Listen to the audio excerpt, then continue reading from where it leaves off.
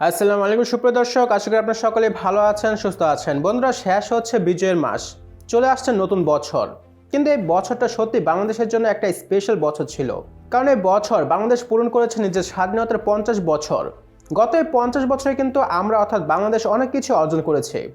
প্রথমত, বাস্কেট কেসের তকমা থেকে বাংলাদেশ নিজেকে বের করতে পেরেছে। তারপর খাদ্য উৎপাদনে বাংলাদেশ স্বয়ং সম্পূর্ণ হয়েছে। যে পাকিস্তান একসময় বাংলাদেশ থেকে 70% বেশি ধনী ছিল, সে পাকিস্তান থেকে আজ বাংলাদেশ 45% বেশি ধনী হয়েছে। পদ্মা সেতুর মতন বড় সেতু আজ বাংলাদেশ নিজস্ব অর্থায়নে পূরণ করেছে।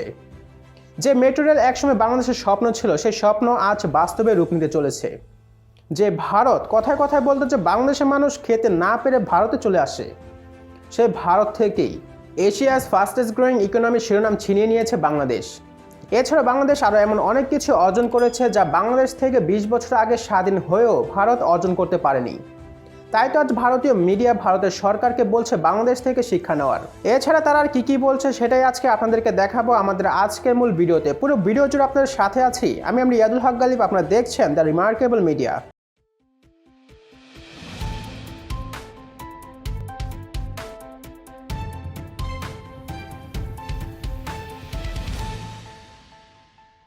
सोलह दिसंबर का दिन शायद इकलौता ऐसा दिन हो जो बांग्लादेश, भारत और पाकिस्तान तीनों ही कभी नहीं भूल पाएंगे। बांग्लादेश इसलिए क्योंकि 16 दिसंबर को मनाया जाता है लिबरेशन डे और याद किया जाता है बांग्लादेश वॉर ऑफ इंडिपेंडेंस, जिसके 50 साल पूरे होते हैं आज। इंडिया में हम इस दिन को याद करते हैं for the 1971 Indo Pakistan war, जिसमें इंडियन आर्मी ने बांग्लादेश को आजाद करने में एक अहम रोल प्ले किया था। 13 दिनों में पाकिस्तान के जज्बात ही नहीं बल्कि मैप ही पूरा बदल डाला। लेकिन हमारे आर्म्ड फोर्सेस के 12,000 बहादुर, कई शहीद हुए, कई घायल हुए और आज की डेट तक भी कई मिसिंग इन एक्शन ऑफिशियली माने जाते हैं।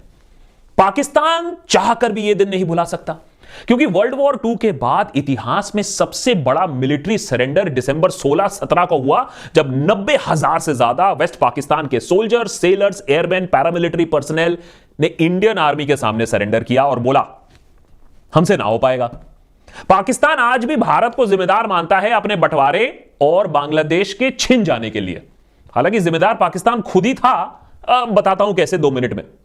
लेकिन एक देश के जन्म में हमने इतना बड़ा रोल प्ले किया, पाकिस्तान के गरूर को इतनी डिसाइसिवली तोड़ा, तो सेलिब्रेट करने की बात तो है, बिल्कुल है। लेकिन बांग्लादेश के गठन के 50 साल बाद हमें अपनी दशा और दिशा उसके बारे में भी सोचने की जरूरत है। आज बांग्लादेश हमसे life expectancy, GDP growth, per capita income, hunger index में आगे चले गया है।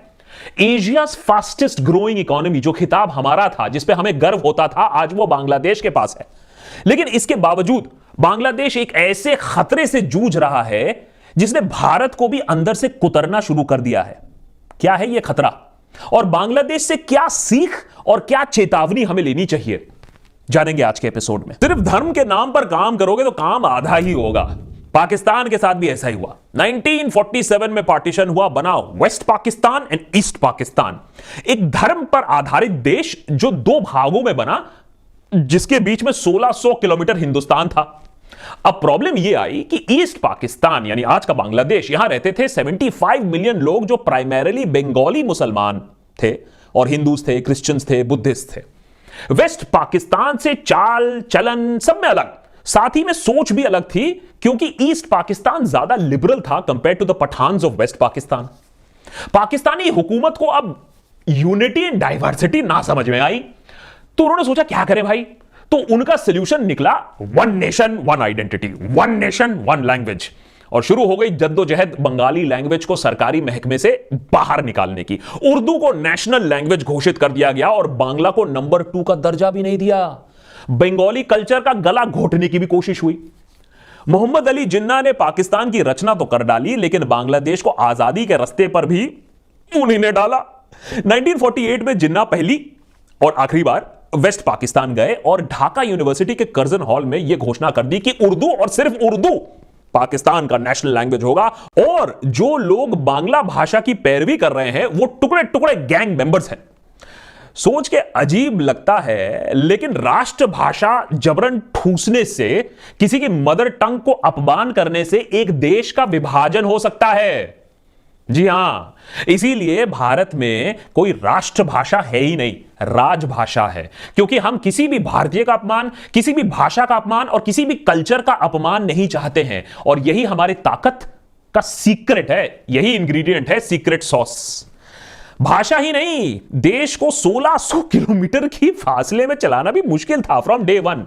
अब जियो इंटरनेट भी नहीं था तो ये जूम कॉल कर लें, हैं? तो शुरू हो गई मांग सेपरेशन की और बनी Awami League as a counter to the ruling Muslim League. 1970 Sheikh Mujibur Rahman के अंडर आवामी लीग ने इलेक्शंस में भारी जीत हासिल की। यह ईस्ट पाकिस्तान में आजादी के बाद पहला इलेक्शन था। लेकिन you see too much democracy. West Pakistan के प्राइम मिनिस्टर याया खान ने फरमान जारी किया, बांग्लादेश में मार्शल लॉ घोषित कर दिया और इलेक्शन रिजल्ट्स गए तेल लेने। अब बंगाली नेशनलिज्म को कुचलने के लिए वेस्ट पाकिस्तान की मिलिट्री सरकार ने तबाही मचानी शुरू कर दी under the name operation searchlight. Hindi में बोले तो बेसिकली कहने का मतलब यही था, देश के गद्दारों को गोली मारो सालों को। बांग्लादेशी लिबरेशन वॉर 9 महीने चली और इसमें वेस्ट पाकिस्तान की मिलिट्री के साथ प्रो पाकिस्तान इस्लामिस्ट ग्रुप्स जैसे जमात इस्लाम एंड मर्सनरी आर्मीज रजकसर्स ने लगभग 2 से 3 लाख बांग्लादेशियों को मार डाला। लाखों और बांग्लादेशी भागकर भारत में आ गए एज रेफ्यूजीज। उधर बांग्लादेशी नेशनलिस्ट ने भी अपनी गुरिल्ला फोर्स बनाई, मुक्ति बाहिनी, और पाकिस्तान को कड़ा टक्कर दिया। इसमें इंडिया का भी काफी कोवर्ट सपोर्ट रहा, ट्रेनिंग एंड इक्विपिंग द बाहिनी। ऐसा नहीं था कि भारत बांग्लादेश की मिलिट्री मदद करने के लिए डे 1 से रेडी था। हमारी आर्मी, हमारी इंटेलिजेंस रॉ ने यह बात साफ कर दी थी कि जल्दबाजी करोगे तो पाकिस्तान के इंटरनल मामले में दखलंदाजी मानी जाएगी और इंटरनेशनल सिंपैथी पाकिस्तान के पास चली जाएगी। उल्टा भारत पर यह इल्जाम लग जाएगा कि वो पाकिस्तान का बंटवारा करना चाहती है। हमारी फौज ने पाकिस्तान को वैसे तो 13 दिनों में करारी हार दे दी, लेकिन यह सिर्फ फाइनल चेकमेट था। शतरंज की चालें बहुत पहले शुरू हो चुकी थी।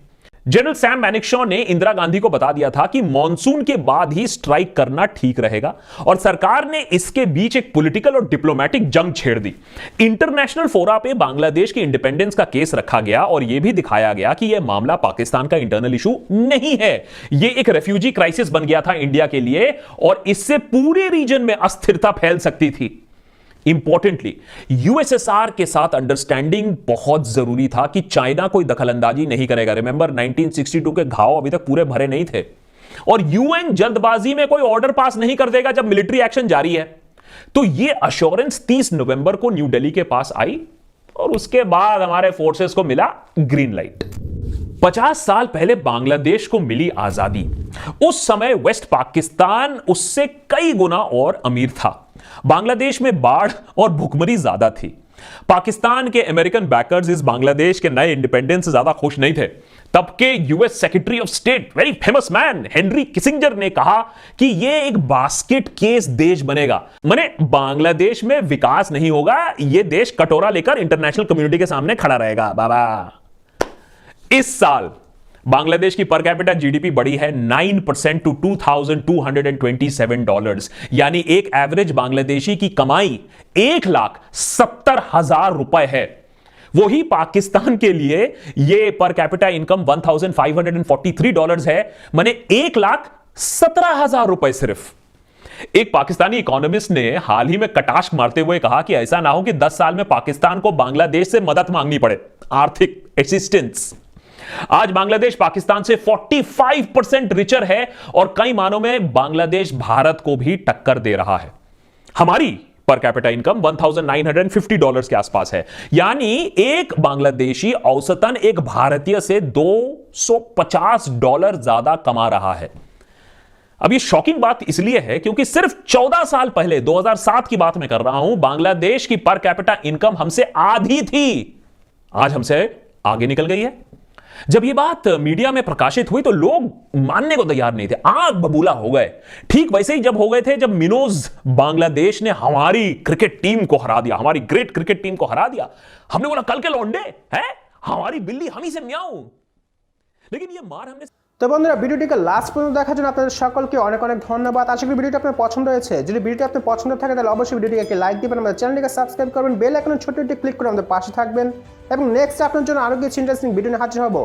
ততক্ষণ পর্যন্ত আপনারা সকলে ভালো থাকবেন, সুস্থ থাকবেন, যত সম্ভব সতর্ক থাকবেন। আসসালামু আলাইকুম।